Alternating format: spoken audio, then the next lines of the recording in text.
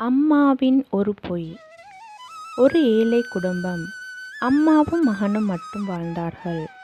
ஒரு நாள் இரவு வீட்டில் இருந்தது ஒரு சிறிய கிண்ண சாதம் மட்டுமே. அம்மா அந்த சாதம் முழுவதையும் மகனின் தட்டில் வைத்தார். மகன் கேட்கிறான், அம்மா, நீங்க சாப்பிட்டுட்டீங்களா என்று. அம்மா சிரித்து கொண்டு சொல்கிறாள், எனக்கு இன்னும் பசி இல்லை மகனே. மகன் நம்பி சாப்பிடுகிறான். ஆனால் அந்த இரவு அம்மா தண்ணீர் குடித்துவிட்டு தூங்குகிறார். ஒரு சில நாட்கள் இவ்வாறு தான் கடந்தன. சில மாதங்கள் கழித்து பள்ளியில் சுற்றுலா செல்ல பணம் தேவைப்பட்டது. மகன் கவலையுடன் வந்து அம்மாவிடம் கூறுகிறான். அடுத்த நாள் அம்மா பணம் கொடுக்கிறாள்.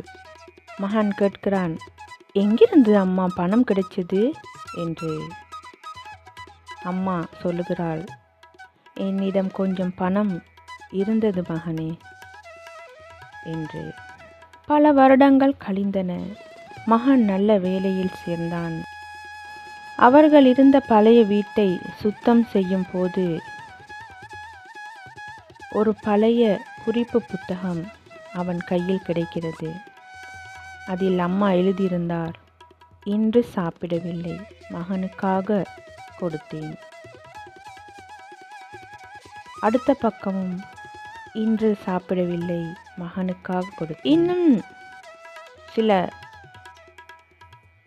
காகிதங்கள் பிரட்டிய பிறகு, இன்று என் வளையலை விற்றேன், சுற்றுலா போக வேண்டும் தானே என்று.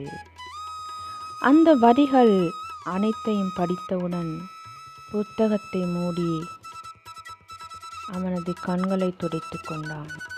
கண்களில் கண்ணீர் வடிந்து கொண்டே தான் இருந்தது.